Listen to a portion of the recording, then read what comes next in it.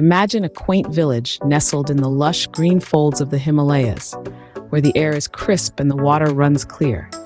This is Reni, a place where each day begins with the sun stretching its golden fingers through the dense canopy of ancient trees.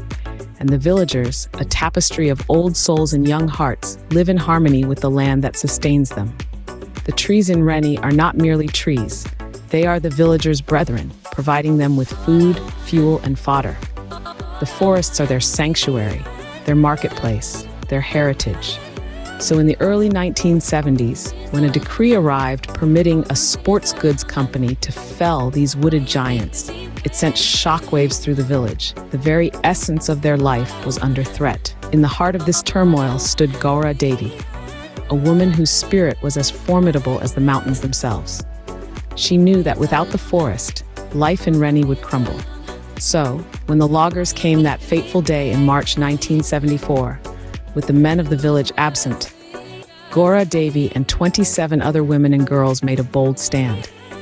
They encircled the trees, their arms wrapped around the rough bark, declaring to the loggers that they would have to cut through them before cutting down the trees.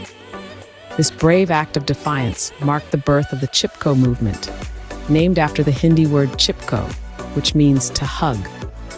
The courage of these women resonated far beyond the borders of Reni, inspiring a wave of similar protests across India. It was a clarion call for the conservation of forests, a resistance against the unchecked commercial exploitation of nature.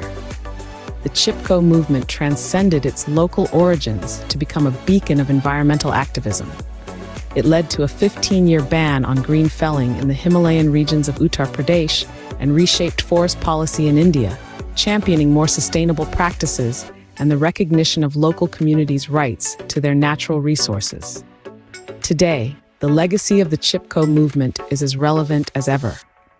In a world grappling with climate change and environmental degradation, the story of Reni serves as a powerful reminder of the impact collective human courage can have on preserving the natural world.